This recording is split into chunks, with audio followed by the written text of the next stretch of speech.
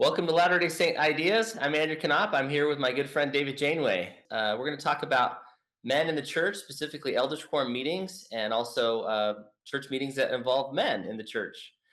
So, first of all, we think we're qualified for this because we're men, but also because we've both served in some leadership positions over a lot of years that have been in these realms. I've been elders quorum president twice and high councilman. Dave has also been elders quorum president twice and high councilman, working with elders as high councilmen do. And we've had a lot of time to think about this, and we feel like there's some good things we could share that might be of value to those of you listening. You might want to try some of them in your quorums or suggest them to your quorum presidents as ways to help men in the church.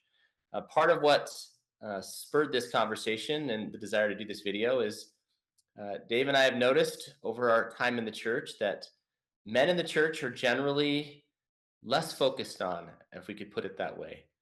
It seems like an assumption that the men are okay, the men don't need anything.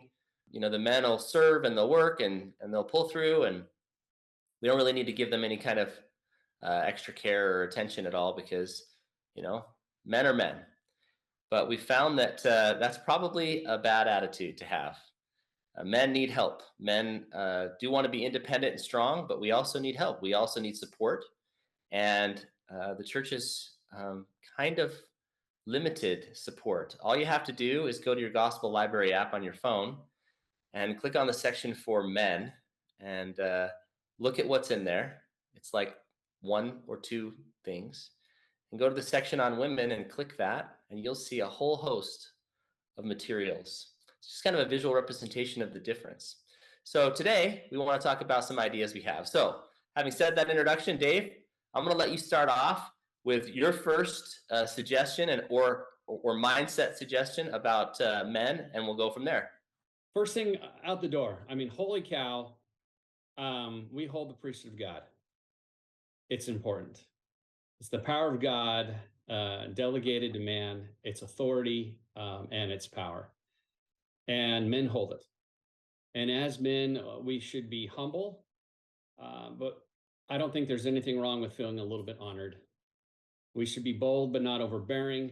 And as we talked about here, I mean, there may be some things that we may say that may come across could be offensive, I guess, if certain women see things because we're focusing mostly on the men. But that's okay. At least I think that's okay. And that's all I have to say about that. Again, I'm going to say, holy cow, we have the priesthood of God. So. Yeah, and there are definitely men out there that abuse the priesthood, just like there are there are women out there that are abusive as well. And I know, everybody tends to look at things from their point of view, and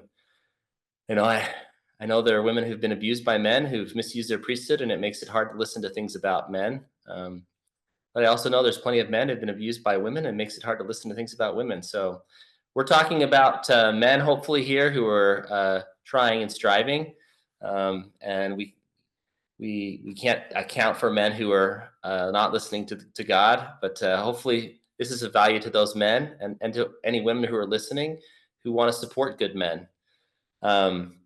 So my first point I would make that I think would help men in the church is we really have to change our language. We have a tendency in the church to talk about men in a derogatory way. And it's not a directly, overtly derogatory way. It's sort of an inferred way. For instance, I've heard people say the expression, men have the priesthood because they wouldn't serve without the priesthood. And so God gave them the priesthood to make them serve. Women just serve naturally. But men, they're just self-centered and don't really want to serve. So they have this thing given to them. That is not scriptural at all. And it's kind of demeaning to men to imply that somehow we wouldn't serve and we wouldn't help. Men serve and lift and do plenty of work and plenty of service. We've got to stop talking that way. Another example I've seen is where they talk about how the Relief Society will do something and they'll be like, wow, the Relief Society did such a great job. Oh, if only the men could be as good as the women. If only the men could learn from the women how to run things. And I just think that's bad. I think it's constantly running men down, and it's comparing apples to oranges. You wouldn't hear in church, somebody say something like, I wish the women would learn how to take care of their cars better from the men, because the men sure do a good job on that car maintenance, and the women just really don't know what they're doing. So maybe they should take some lessons from them. Like, it's an apples and oranges thing. Women plan different types of meetings. They have different things they want to do and different things women want from meetings, and men have different things that they want and expect from meetings. So let's please stop making that comparison in a negative way. If you want to compliment women for doing a good job, please do so. You can compliment the women without running down the men.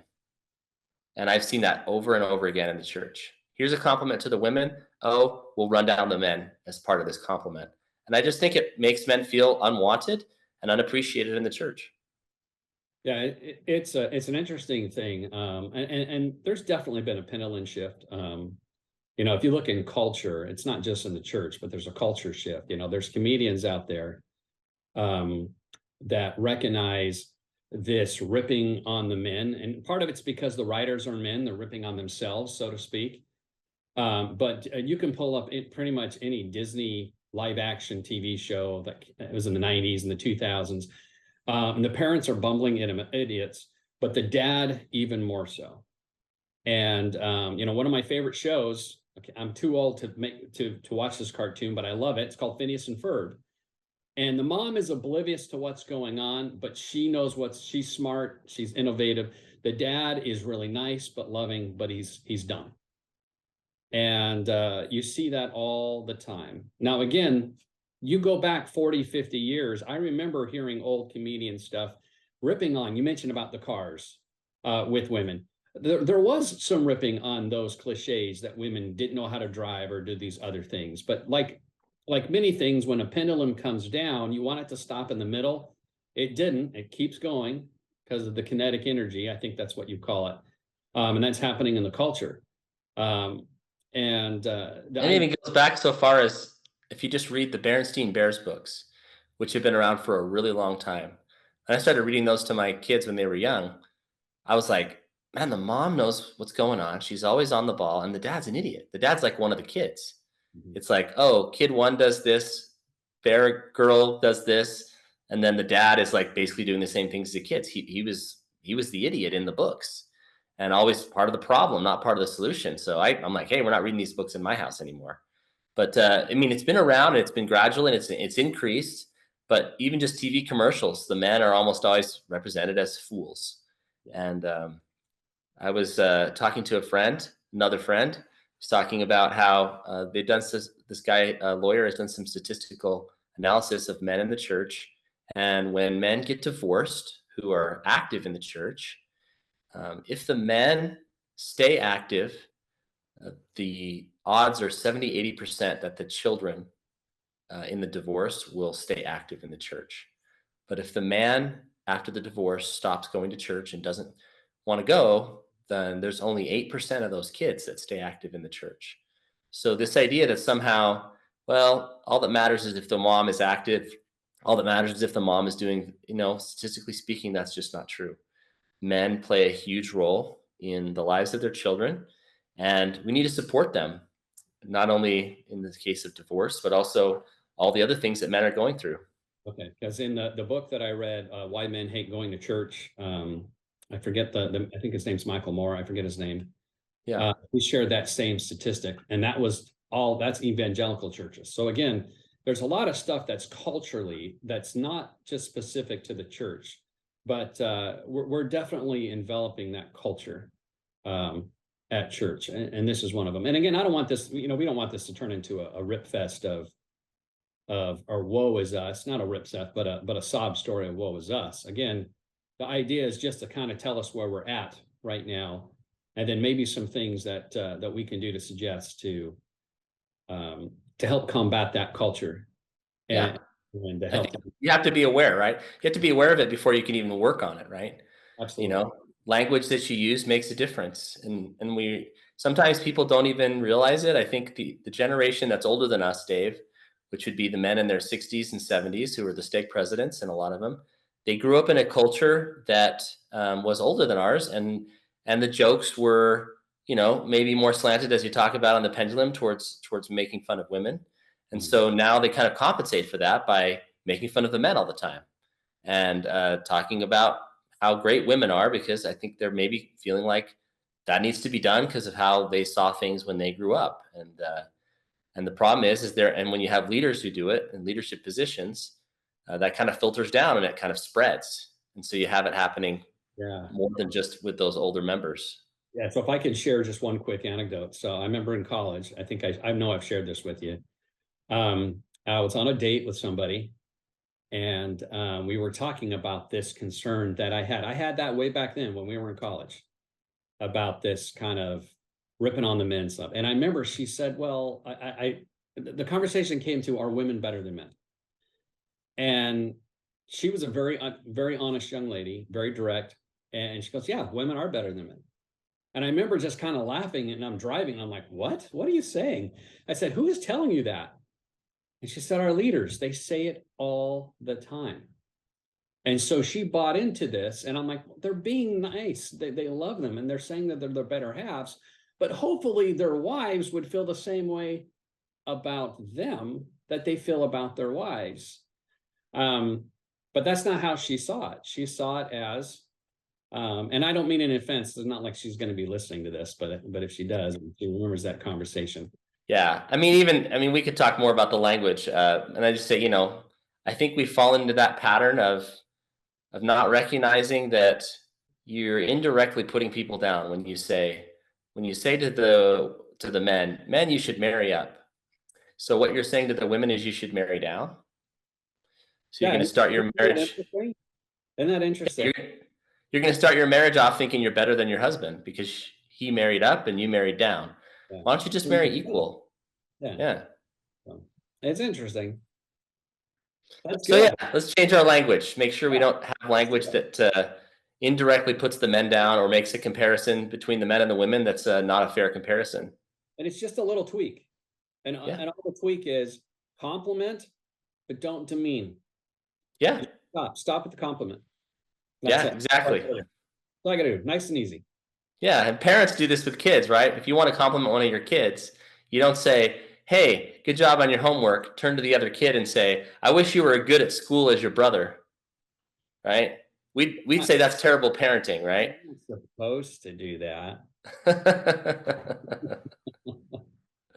All right, Dave, what's your next point? Let's see here. So I was looking at yours actually about making elders quorum meeting. You want to shift to elders quorum meeting? So if you don't mind, I'm going to talk about L. Tom Perry for a moment. Is that okay? It's so interesting to me. L. Tom Perry gave a talk in 2004. He was an apostle, if you don't remember him. And he was talking about the priesthood. And he said there were 3 things that make a quorum powerful. Now, what's interesting to me is that there's nothing new under the sun. I'm hearing this for the first time from Elder Perry, but he's quoting Stephen L. Richards from 1938. Wow, okay? Way back. Yeah. And so he says this, Stephen L. Richards said, quote, a quorum is 3 things. First, a class. Second, a fraternity. And third, a service unit. And one of the things that I wrote in my notes above that statement is a quote that I found on the internet about the military, because there's always this awesome bond that you hear about people who are fighting together, and it says brotherhood is not just a word; it's a bond forged in the crucible of adversity, and that is very powerful to me. Out of those 3 things that Elder Perry is quoting, the class, the fraternity, and the service organization, that bond needs to be there and needs to be real.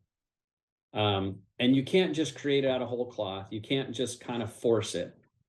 But those are those 3 things. And when last time I was Elders Quorum president, which was a few years ago, we talked about that quite a bit, trying to help us feel more close to each other. But again, not forced, but real. I mean, when you go out and you do service, for example, and sometimes we rip on the going to do the moving, the moving crew is the elders quorum, right? And Yeah, you kind of are, and sometimes you feel a little bit taken advantage of a little bit, or especially when the people really aren't that prepared when you get there. Um, but you do forge a little bit of a bond from those men that you're serving with, and there's women there, there's girls that are there as well, but it generally is the elders quorum that has been leading that up and doing that, and you know the crew. It's almost like an inner quorum in a way of those that go and move, and you see them there often, and you're there often, if you're going to those, and you forge a bond with those individuals. Yeah, you really do, and you feel closer to them, even though you may not even know them very well. You feel closer to them, and I think that carries over into the classroom, and carries over in other ways. What are your thoughts on that? Yeah, I mean, I agree with you. It's so hard to predict service. A lot of times it's kind of something out of your control. You just find out someone needs help moving, and that becomes when it gets planned. I like having a more proactive, something you can do that as a quorum, you're gonna get to know the men. But I would say this too, that like you have to spend time together to learn to trust people. Yeah. If you only see them for 1 hour twice a month, and it's a class that you're kind of just sitting there listening for the most part, it's pretty hard to feel like that's a group of people you would trust to help you with something you're really having a challenge with. Right. And so I think we need to start thinking about the core meeting instead of this place that you go to hear a lesson and this place that you go to be called to repentance for what you're not doing good enough at, to a place where you go that's a hospital, right? A hospital for sinners. The church There you is go. basically supposed to be that, right? And this idea that if you go to quorum meeting, you're actually going there to be served, which I know men sometimes are like, I don't need anything. But, if I go to quorum meeting, am I going to leave there feeling better and feeling like strengthened and ready to go face the world? Or am I going to go there and be told that you need to repent, you need to do better? What you're doing is not quite good enough, step up. I think that seems to have been the pattern for many, many years, that elders quorum was the place where you're told that you need to do better. And, a lot of it was spent on home teaching. It used to be always constantly talking about home teaching because home teaching was such a big deal. And, when are we going to get our home teaching numbers up and what's stopping us? And, you know, when you just feel like you're constantly being asked to do better, you don't like to go places that are just constantly doing that. You have to have the combination of support and encouragement. And I think if we think about elders quorum meeting as a place where the men go to be encouraged instead of just a place to go to be told to do better, I think it changes the whole attitude. And I know, Dave, you like to speak to the idea of, why is this just the men in this meeting? Yeah, so I mean, I love the hospital analogy that you just used, and unfortunately, not unfortunately, but in a hospital, what's that movie? It's from the Never-Ending Story. It has to hurt for it to heal. So there is going to be some hurting. There is going to be some crying to repentance, but there has to be that encouragement. Like, we're doing this because this is going to make you better. This is going to help you get better. Elders quorum meeting is a sacred meeting. It should be a sacred meeting. It should be undisturbed. It should be uninterrupted. The doors, I believe, need to be shut. These men need to feel that what's said, it's like Fight Club, well, not like Fight Club, but but it needs to be a place where you can share and you can talk, and it needs to be a sacred experience. I remember on one occasion, we were talking about a hard lesson. We were talking about pornography, and I remember it very clearly. We were in a gym. It was in a ward that was really big, getting ready to split. And it's interesting because sometimes people confess things when ward's ready to split, because then go, well, I'm not going to see you again next month. I'm going to be someplace else. But we're in this meeting. We're talking about pornography, and the spirit was very strong. And we made sure the doors were shut. And one of the good brothers shared that he had concerns with it, that he was struggling with it. And that wasn't my intent. I happened to be teaching the time, and it wasn't my intent for him to share that, but he did. And after he was done speaking, I thanked him for what he shared. And I I shared something with the quorum. I said, guys, we're on sacred space right now.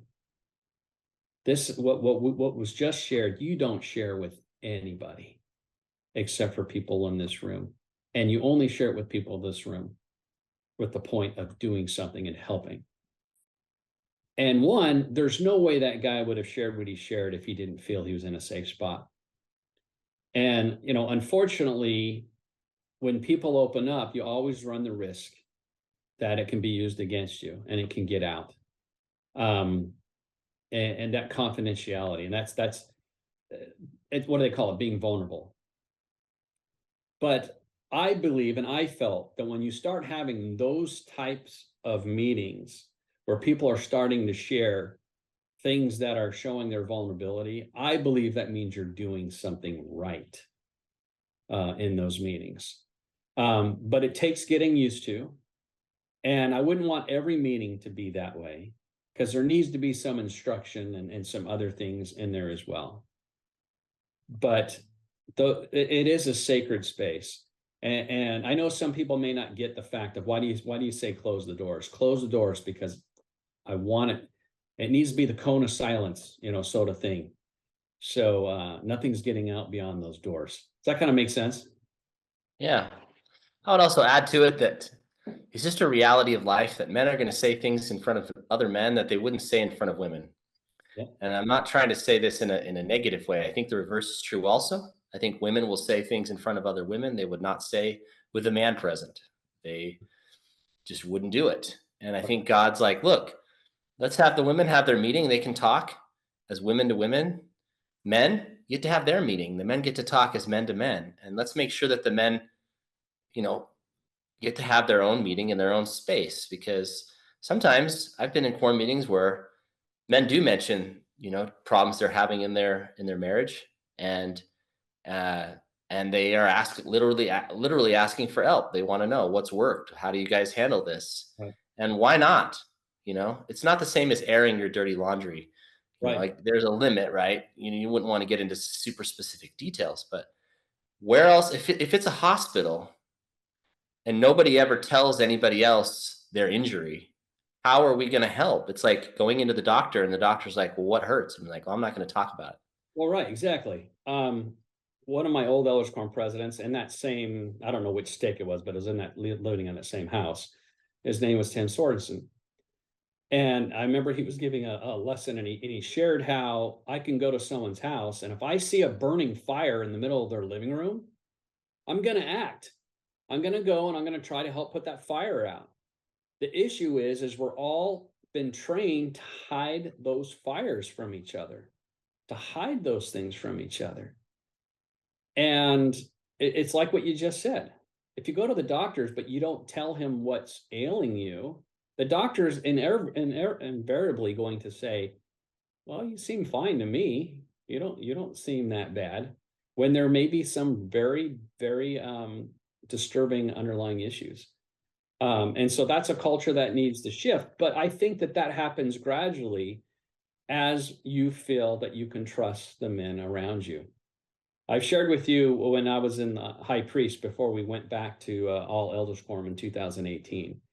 There were some really sacred meetings that we had. And some of the men were struggling for many things. And it was very sacred. I remember just longing to go to that meeting. And if I had to, I would have chose going to that over sacrament meeting if I had to choose, because of the camaraderie and the spirit that we felt in that meeting.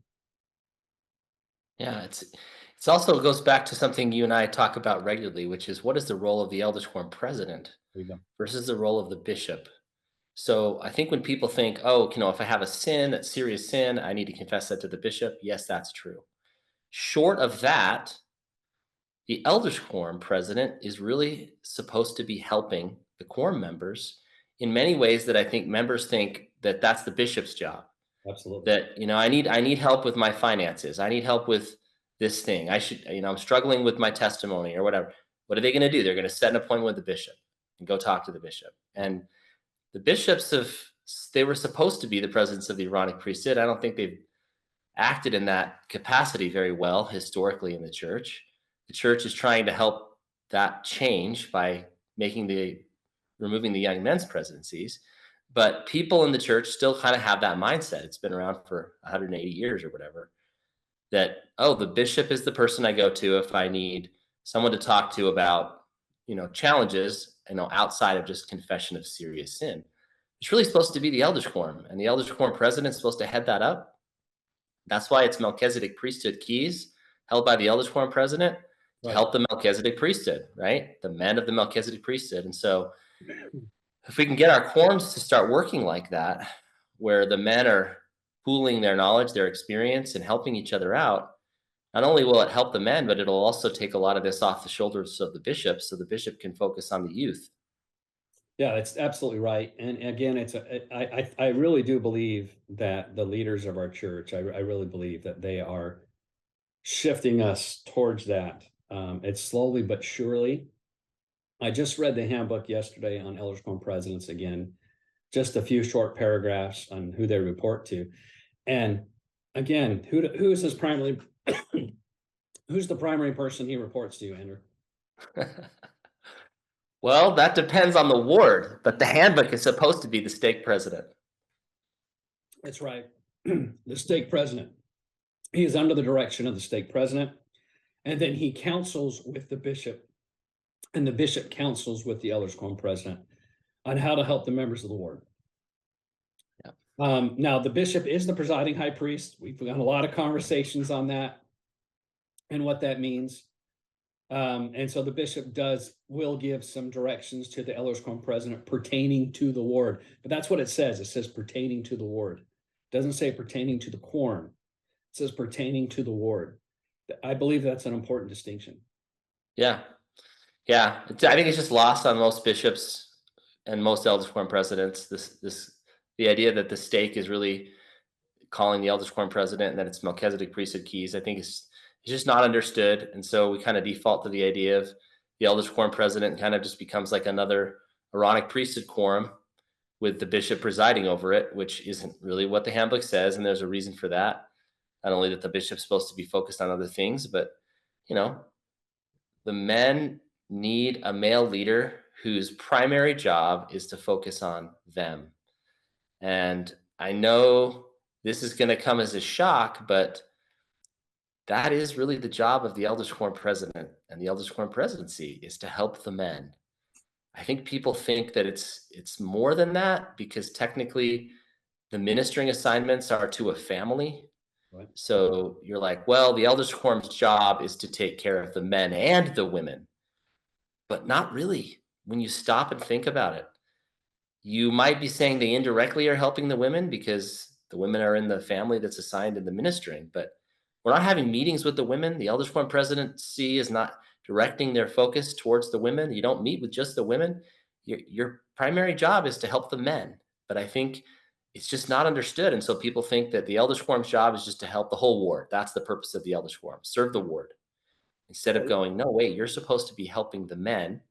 Because if the men fall away, if the men break down, if the family breaks apart because the men can't, the men needed help and there wasn't help when there was needed, then everything else falls apart too. It's very challenging. And I think we've kind of lost sight of that in the church. And we need to kind of get back to the idea of men need help just like everyone else. And it might be different than the way the women need help and the way the children need help, but they still need support and help from a group of men. I would add to, we used to have priesthood session. And thanks to forces in our culture, that has ceased.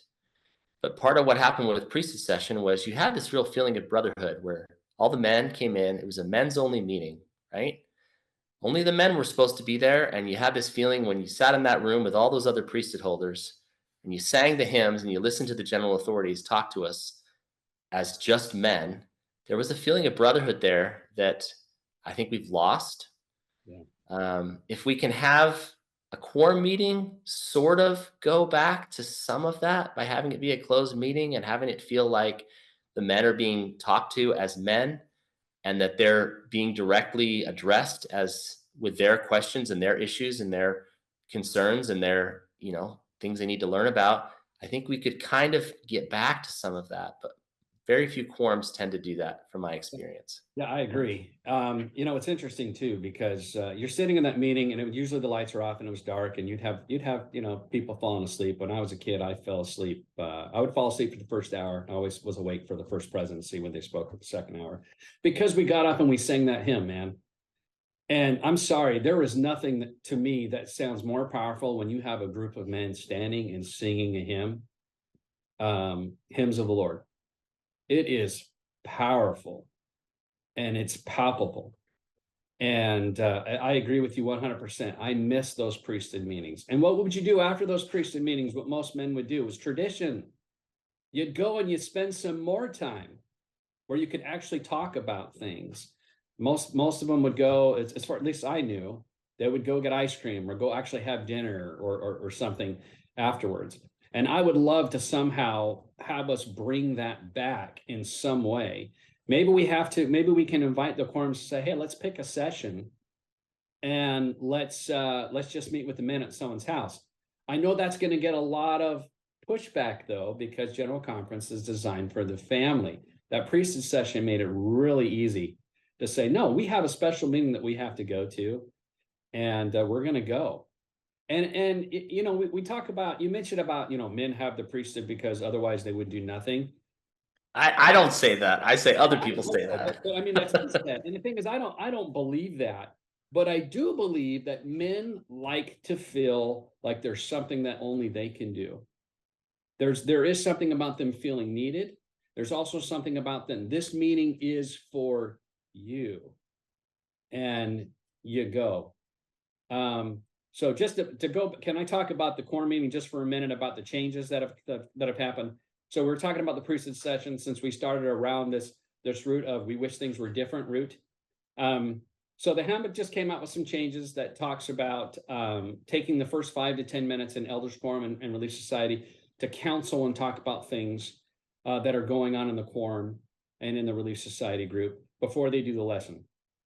I think that is a great idea, only if it's going to sound weird, isn't mandatory. Meaning the Elders Quorum presidency, they really need to take control of what they do during that hour, during that meeting, and they need to make it their own. And they need to have leeway that sometimes they need to feel that they can say, you know what, we're not going to do that today. Or today there is a problem and we're not going to have a lesson at all. I personally do not like, nor have I ever liked, the idea that you have to pick a talk from General Conference to talk about an Elders Quorum. I don't like that. And the reason I don't like that is because it makes it very easy to go Saturday night or the week before. Well, let's talk in our presidency meeting. Let's pick a talk and we'll have someone teach on it. We need to spend more time planning and preparing and making these meetings meaningful. Yeah, especially since now they're only twice a month.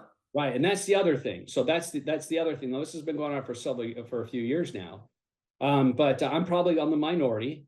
I did not like that we went to 2-hour church, only because we're not meeting every week with the men.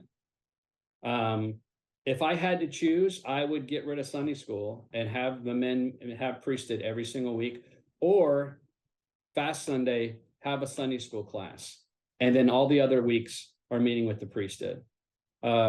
Because you lose so much momentum between those 2 weeks, between lessons, between what you're talking about. Unless, and that's one of our suggestions as well, is knowing that we can't change that right now. Let's get something going on during those 2 weeks to help the men feel connected. And it's something that should be very regularly. I think it should be very regular, even every week, so to speak. Let's get specific on that, Dave. What do you and I think men should start, quorum should start doing? Okay, so this is really your idea, but I absolutely love it. You're the one who came up with it. The idea is L. Tom Perry says we're a fraternity. Okay, now I'm not saying that we need to have secret no hazing. That's not what we're talking about. We're talking about having a place where you can go. There's frat houses on college campuses, right? Now, they're not known for good things happening there, but we're gonna change that dynamic and say a place for people to go I think it would be great if there was just basically a standing open-ended invitation for people to go someplace on one day a week, the men, excuse me, to go one day a week between certain hours to hang out at someone's house or someplace where they can just hang, where they can feel safe, where they can just talk, maybe even just to decompress. Yep. And the consistency of it's going to make a big difference because, yeah, sometimes people aren't going to make it, and it's not going to, you don't want it to be like oh, this is this ward activity, you have to come support. That's It's right. like having it there, having it available, and having it be open-ended. You come if you can, if you can't, you can't, but knowing that there's a place. This is where the church, I think, is not really quite understood. Why do they have Elks lodges? Why do they have Masonic lodges? Why do they have Lions clubs? Why do they have Knights of Columbus?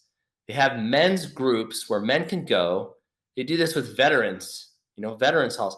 Men can go and just be safe there and talk to other men and get support. Feel like you have a place to go. I mean, the old joke about men getting into fights with their wives and having to go sleep in the doghouse, that's because they had nowhere else to go, right? They had to go to the doghouse. Where are we creating a place where if men are having a really hard time for whatever reason, work, whatever, they can go somewhere and feel like, hey, you know what? I can be supported here. I'm accepted here. And yeah, it would be, we've talked about, do you have enough opportunities in a given ward to do it at a ward level? Would it need to be done at a stake level? Right. I don't know, but having something, for example, every Thursday night from 7 to 9 at X location, men are invited, and it's men only. It's not young men. It's not a youth activity. Yeah. And the men go there, and maybe there's a movie, maybe there's sports, maybe there's something going on, maybe there's a bunch of things going on. But on any given week, they can go. And here's the thing: when the women do their enrichment nights, what are all the men told? Support your wives, and make time and let them go. Yep. And we should absolutely reverse that and tell the women, you need to support your husbands to going to this. They need you to make sure you're doing the things that are going to let them go and not be keeping them at home because, you want them to fix something or whatever it is. And it's like, well, oh, why would you do that? It's like, well, if it's okay for us to do with the women, why not for the men? And if a ward can't do it every week because it's just implausible, then maybe twice a month, If you can't do twice a month, maybe once a month. But the problem with the once a month is sometimes people just can't make it, then they never go, right? They couldn't make it that week and it goes months and months. And how else are we going to build this fraternity or this feeling of brotherhood? And, when you stop and think about, let's say you're in an elders quorum meeting and you have a concern, you have a problem you're dealing with in your life, and you don't quite feel like it's the whole quorum. You don't want to bring it up in front of the whole quorum. But there's a couple of guys in that quorum that you're like, I want to talk to this guy about it. Sometimes that would happen maybe after church. So after the meeting ends, maybe somebody pulls someone aside in the hallway. But the problem you have there is that a lot of times people have kids and they have to leave and they're waiting to go. And those conversations get cut very short. So if you had a location where men were just hanging out together from the ward, doing low-key things, that would be a great opportunity for some man to say, you know what, I'm going to talk to these two guys. I'm not in front of everyone, just these two guys, and ask them for their advice or ask them, what have you done in this situation? And there isn't going to be a timeline where it's like, well, we got to get out of here because everybody's chomping at the bit to leave church. And the conversation's getting cut short. Absolutely. And that's, and when those opportunities, when those events do happen, because I know they do happen at church, people want to talk to you and they can't. You and I and others need to be aware and try to find time to meet back with those individuals and find a way. And if you had a standing thing where people can go, you could say, hey, are you going to be there Thursday night? I'll be there. Meet me there and let's talk more about it. And see if what can be done. Speaking of that, there's a scripture. It's a scripture we all know. There's no temptation, but such is common to man. And with that temptation, God finds a way for you to escape. We all know that scripture, right? Yeah. But most of the time we focus on the last part. We focus on there's a way to escape. Oh, great. If we have any temptation, we can get out of it. But I want to focus on the beginning of that. There's no temptation that such is common to man. And I say this to the men that may be watching this and in the forums. Any temptation, anything you're going through, what Paul is saying there is you're not alone. There's other people that have that same struggle that you do, even though you may think you don't. Satan wants you to feel isolated. You know, I've shared with others when I was a youth, and pornography is a big thing now, is a big thing then. And all my friends, not all of them, but a lot of my friends were involved with that. And I got involved with that a little bit, even more than a little bit.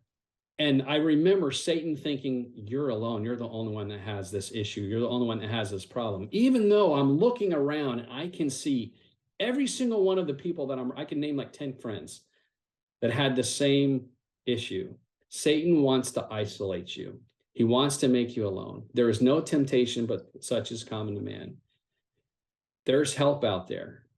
There's people we can talk to. And I really believe they're in your quorum. They're there for you to talk to. I hope And if that that's the hot, oh, it's too late now. Just kidding. right. Right. I think again, it's the idea that men do have real pain. They have real wounds. And if you never go to the hospital, or if you go to the hospital and don't tell anyone, no one's going to be able to help you understand that, oh, you know what, I have the same problem, or I had the same problem, or here's what's helping me. And, if we make our core meetings such that men think, I don't want to miss that meeting, because when I go to that meeting, I feel empowered and I feel stronger and I feel like I can go out and face another week or 2 weeks in the case of how frequently the core meetings are. That has a powerful effect to help. And it's not something the church likes to talk about, but marriage is very, very difficult, Mhm. and a lot of men feel isolated in their marriage. And you know, we generally think that we shouldn't really talk about things outside of the marriage, but the problem you have is if you never talk to anybody, then it's like you just described with your thing. You feel alone, and you need to have a few people. Not saying it needs to be blabbered all over the place, but you need a few close You people. have to have a talk, yeah. And sometimes that may be that they have a family member that can be the person for them. But a lot of times they don't have that person in their life. They don't have the family, the brother or the brother-in-law or the father or the grandfather. That's not someone they have in their life. And when people throw around the word family, I get the idea behind that, but I feel like, okay, if this is really what we're going to say, a ward is your ward family, well, then we need to start having the kind of positive family relationships that are close in the ward to really support people. Sorry, I chuckled a little bit because I thought of the Ward family means, well, your own family sometimes irritate you greatly, so your Ward family can do the same times. But that's not, again, that's not what we're talking about. Yeah, it's you need to have what I found interesting is what does the world tell us to do right now if we have these type of problems?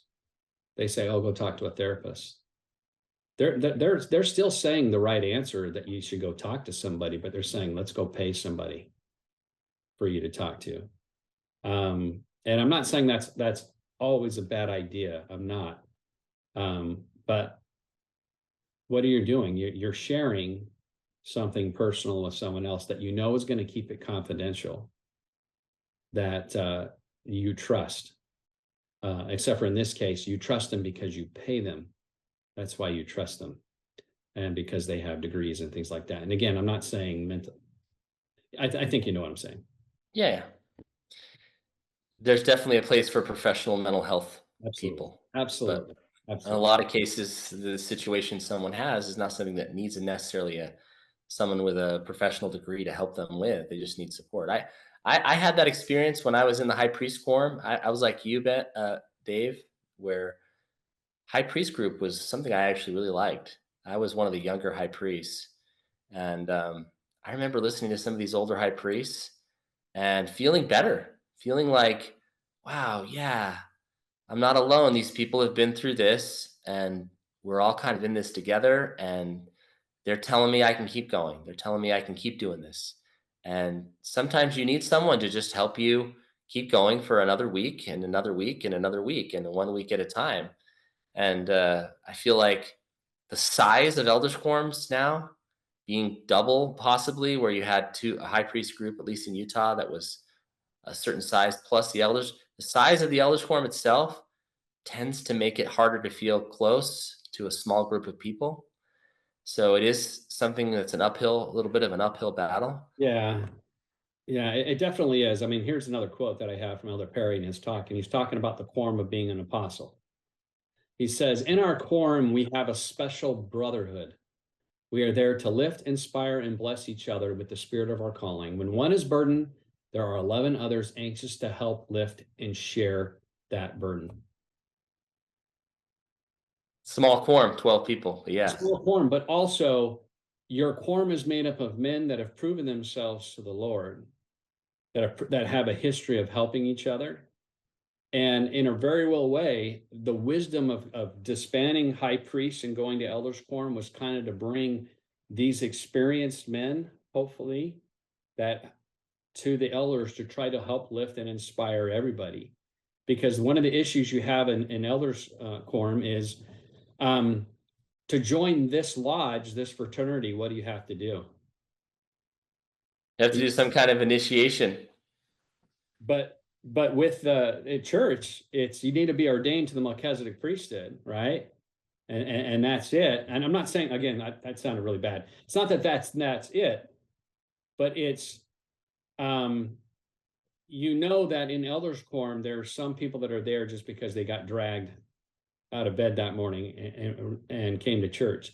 They're not there with the same intent to help lift and load. And that's one of the burdens that I know the elders quorum presidencies have today, and that we had, is it's like, hey, Dave and Andrew, I get it. It'd be great if we could do that, but a quarter to a third or even more of my quorum doesn't really care. So how do we help them? Well, I think these are some of those ideas that get them involved, to help them realize that this is a place that they can be helped if they want to. And I believe they'll come around. It's not going to be 100%. Yeah. But they'll come around. And I've seen it. I've seen people come around. Yeah. And when you have something that's been a systemic problem for a long, long time, it takes time to fix. And elders quorum presidents are usually only in for 3 years, and it's tricky because you get one in and they start to make some progress and then they get released. But if we can be more consistent about this across the church, it wouldn't just change as soon as you get a different elders quorum president. One thing I was going to bring up too is you have men who serve in the young men, like I am right now. So I never go to an elders quorum meeting. And you have men in the primary who don't go to elders quorum meeting because primary is every Sunday.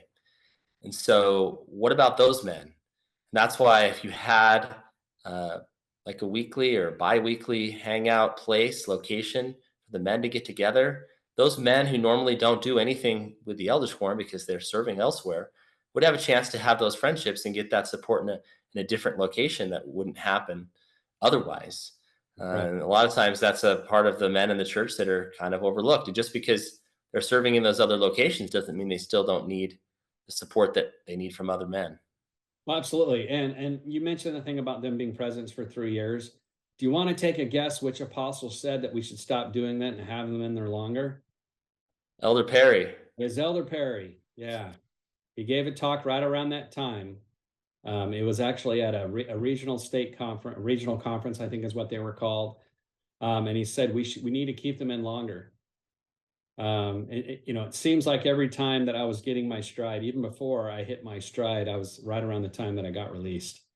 And every time that I got released, I was really sad, really sad. In retrospect, I could always see some wisdom in that and things that were going on in the family and other things. But at least according to Elder Perry, and I believe him and I agree with him, that these callings should be longer. I mean, the bishop gets put in and he's told you're going to be in there 5-6 years. He knows that going into it. It's the tradition in the church. maybe we need to do that. I wouldn't even say maybe. I think that we should. If you pick the right guy, the right presidency, you do it through inspiration. You tell them, we want you to be in this for several years. Let them know and keep them there. Yeah. Yeah. Well, what's left on your list? I think we hit some good stuff. I mean, the main thing that we're talking about is doing more, closing the doors, right? Having sacred spaces, sacred meetings, camaraderie, telling telling them that hey, you're not alone in your burdens and in your concerns. Again, I testify that there's people in your quorum that understand what you're going through. You just need to find each other and talk to each other. And the thing that's interesting about it, there's probably a good chance they're not the elders quorum president either. That was the one last thing that I wanted to say about the quorum. And this has to do with those that aren't leaders. One time I was put in an elders quorum president, and I could tell, not president, I was one of the counselors. And the president that was called, I could tell it never dawned on him ever that he would be an elders quorum president, ever. And it was pretty clear that he hadn't paid attention to the way you do things and things like that, that sometimes you kind of pick up on just by being around and being in the meetings. Okay. I don't mean to sound bad at all. That sounds like I'm being mean. I don't mean that to be mean, but my point is all of us in the quorum need to act like we're not elders quorum presidents, but act like, one of my biggest concerns is when someone gets called in the leadership is they get called in the leadership and all of a sudden now they care about this other person. They care about you. And then they get released. And then guess what? They go back to where they were before. They don't care about you anymore. We can't do that. So I would urge men in the quorum to act as if, what if you knew you're going to be called the elders quorum president in 6 months? Would you be treating other people differently? Would you be getting to know people differently? And again, my point is not to be the leader. My point is you want people to know that you love them and care about them, and you want to stand close together and lift where you stand, not because you're the leader, but because you're this band of brothers. Yeah. Yeah. I think one of the positives that's come out of not doing home teaching anymore and not doing ministering anymore. Well, we do ministering in a different way. Right. But the constant haranguing of the men about home teaching every single elders quorum meeting has pretty much disappeared. Yeah. And I can say, I think that's a positive. I think we need to take it one step further. And I think we need to stop thinking about elders quorum meeting as only a class. And if the lesson is a discussion about challenges the men are having, what if you took a survey and asked the men, anonymous, here's some paper, we don't know, don't sign your name. What topics would you like us to talk about in elders quorum? What problems are you having? What challenges are you having? And then every quorum meeting, the quorum presidency addressed one or two of those questions, one or two of those issues. That would be the kind of quorum meeting that men wouldn't go in there and, sometimes you pull into that meeting and you're like, okay, today we're going to be talking about this talk from conference. And you're like, all right, I've heard that. I've read that. That doesn't really apply to me, or, whatever. But if you went to that quorum meeting knowing, okay, every single topic we have in here is going to directly address a concern of someone in this quorum.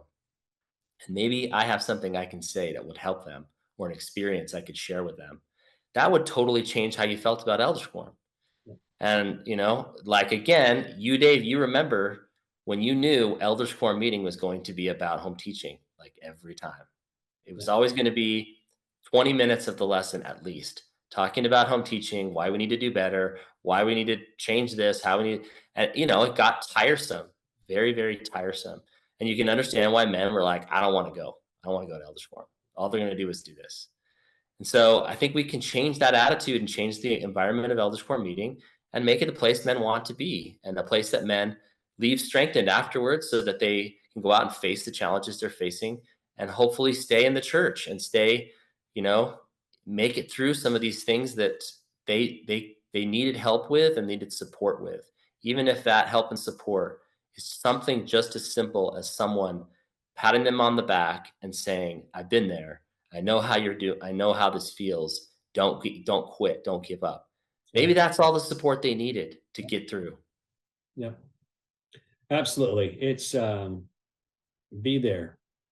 So we didn't talk at all about. I know we're at time. We didn't talk at all about service activities, but again, when you're serving with someone else shoulder to shoulder, and it's meaningful service that feels needed, there's a difference. And as much as we rip on moving and stuff like that, they're needed. They are they're needed for many of those individuals to be able to serve. Happy to serve, happy to love.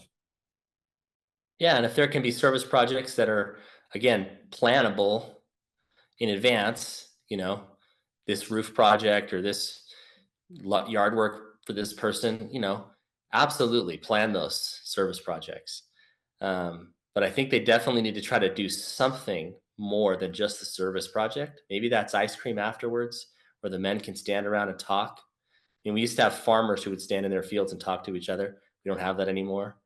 But if it's just, hey, the elders quorum needs to go do this yard work for this person, or hey, the elders quorum needs to go move this person, and there's nothing, and you don't really have a lot of that talking and the bonding experience that happens, it does start to feel like you're just like free labor, right? Right. This person didn't mow their lawn. I haven't mowed my lawn, and my backyard's got weeds, but I'm going to go do theirs because they don't want to do it or whatever the reason. You do start to feel a little bit like, okay, but if it was like, hey, we're doing this together as men to help someone who's actually in need, and afterwards we're going to, I don't know, eat ice cream bars, something, Something. something to make that bonding experience and the talking to each other that can sometimes happen if you're serving around someone. Uh, then I think I would feel differently about just kind of free labor, being the free labor guys in the ward. The Elders Quorum Moving Company is being free. It's the free moving company, right? Um, so I agree with you, though. Service does definitely bring people together, especially if there's a way that during the service you can talk to each other and feel like you're working side by side. Well, hopefully some of these suggestions help. If you have suggestions of your own, leave them in the comments for other men to read.